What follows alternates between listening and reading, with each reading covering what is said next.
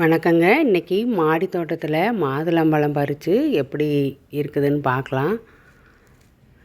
இது ஒரு நாட்டு ரகந்தாங்க, தானாக முளைச்சது. அது காய் ரொம்ப நம்ம விலைக்கு வாங்குற மாதிரி பெருசாக இருக்காது, இப்படி சின்னதாக தான் இருக்கும். ஆனால் அறுத்து பார்த்தா நல்லா சூப்பராக இருக்குங்க. நம்ம பழம் ரொம்பவும் நல்லது, ஆர்கானிக்காக வளர்த்துற பழம் ரொம்ப நல்லது. மாதுளம்பழம் செடி நம்ம மாடி தோட்டத்துலேயே ரொம்ப ஈஸியாக வளருங்க.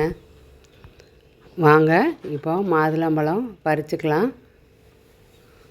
இப்போ சும்மா நம்ம செடி இப்போ சீசன் இல்லைங்க, அதனால சும்மா கம்மியாக தான் இருக்குது. சீசன் அப்போ பார்த்தா நிறையா இருக்கும், பிஞ்சு நிறையா விட்டுருக்கும், பூவெல்லாம் நிறையா விட்டுருக்கும்.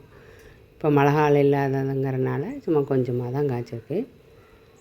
இருந்தாலும் நம்மளுக்கு வாரத்தில் ஒரு பழம் 2 பழம் நம்ம பறித்து சாப்பிட்ற அளவுக்கு காய்ச்சிரும். இது ரொம்ப ஈஸியாக மாடி தோட்டத்தில் அதுவே தானாக வளர்கிறதாங்க. தொட்டியில் கொஞ்சம் பெரிய தொட்டியில் மட்டும் வச்சுட்டா போதும், நமக்கு அப்பப்போ நம்ம சாப்பிட்றதுக்கு மாதுளம்பழம் கிடச்சிரும்.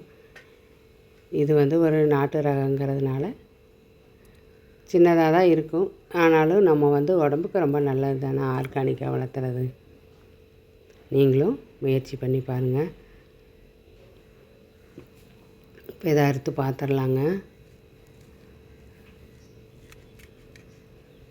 பழம் பார்த்தா வெளியில் பார்த்தா காய் மாதிரி தான் தெரியும், ஆனால் பார்த்தீங்கன்னா பாருங்கள் இவ்வளோ நல்லா பழுத்துருக்குது. நல்ல துவர்ப்பு சுவையாகவும் இருக்கும், உடம்புக்கும் ரொம்ப நல்லது. நீங்களும் மாடி தோட்டத்தில் மாதுளம்பழ செடியை ஈஸியாக வளர்த்துக்கலாம். இந்த வீடியோ பிடிச்சிருந்தா ஒரு லைக் பண்ணுங்கள், கமெண்ட் பண்ணுங்கள்.